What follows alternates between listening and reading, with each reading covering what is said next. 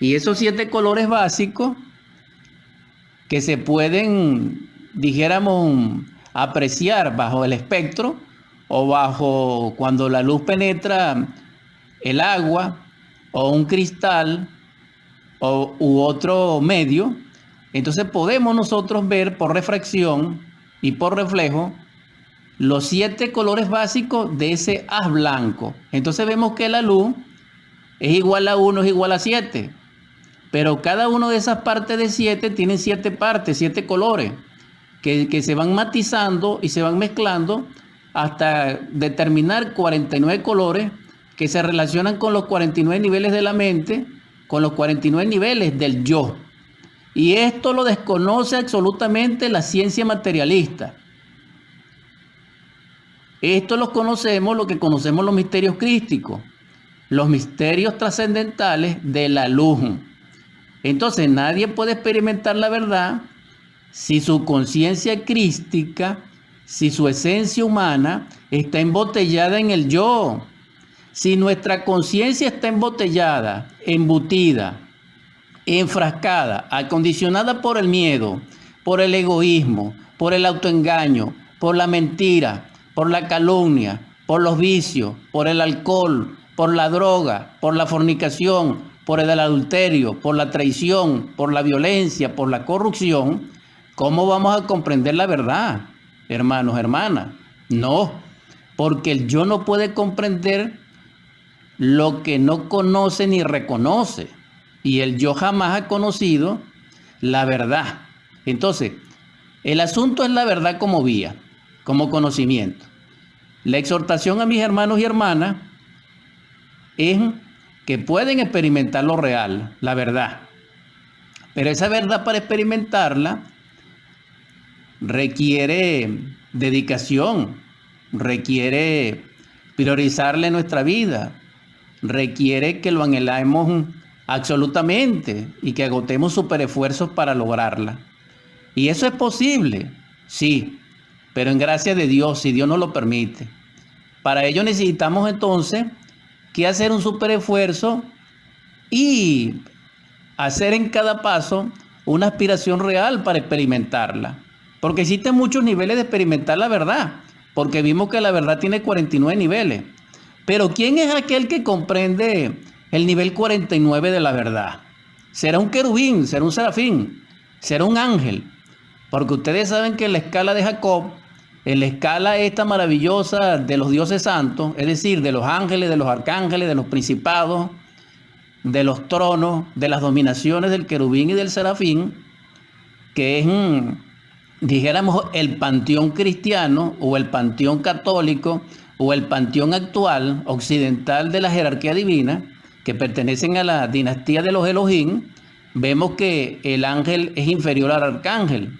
Y Pablo dice que un sol brilla más que el otro. Entonces brilla más un arcángel que un ángel. Pero entonces, ¿qué número de verdad tiene el ángel? ¿Acaso el ángel conocerá el nivel 49 de la verdad? Considero que no. Pero como este asunto es muy delicado, porque es una ciencia profunda, vamos a dejarlo hasta allí.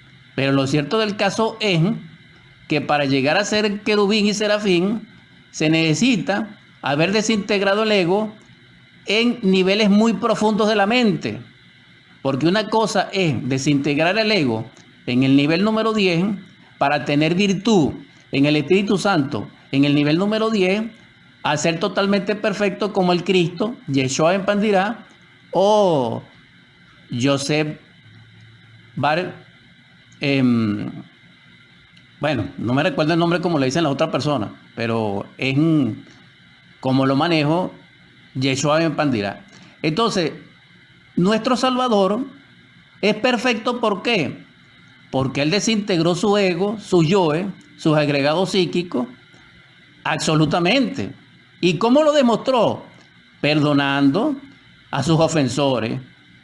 ¿Cómo lo logró? Recibiendo con agrado las manifestaciones desagradables de sus semejantes y de sus hermanos y de sus discípulos que lo vendieron, que lo escupieron, que lo traspasaron con una lanza, que le hirieron la sien y los cabellos, y su cuero cabelludo, y su cráneo, y su cabeza, con una guirnalda de espinas.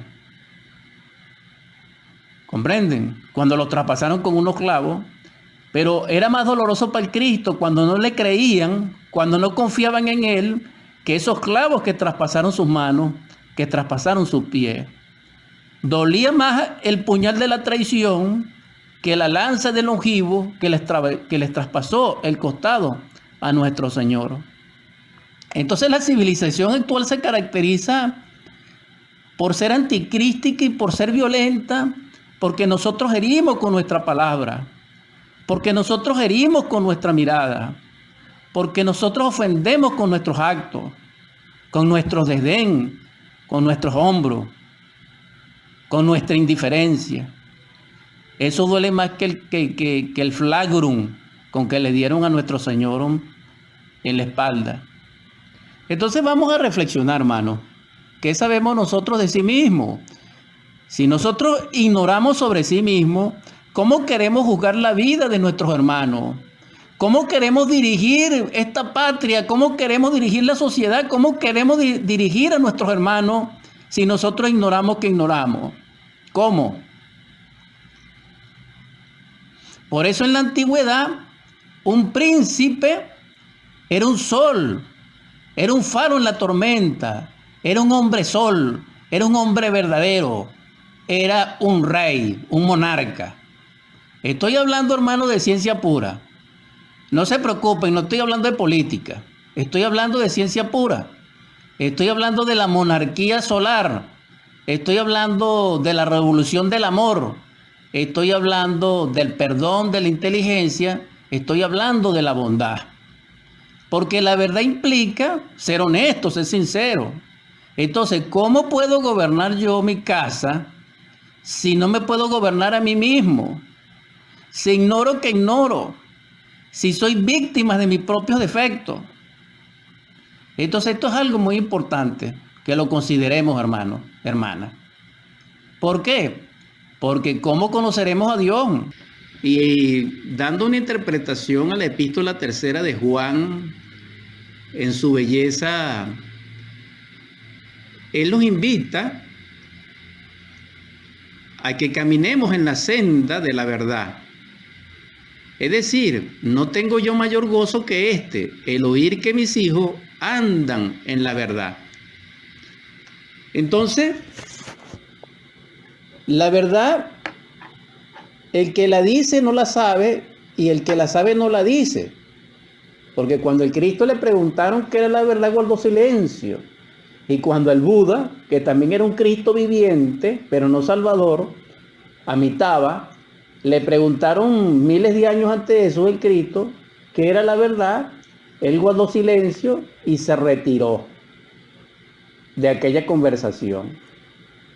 Entonces, la verdad es lo que nosotros descubrimos de instante en instante, pero en nuestro interior cosmobiológico. Es decir, en nuestra propia vida, allí donde palpita el alma, donde respira y alienta el espíritu.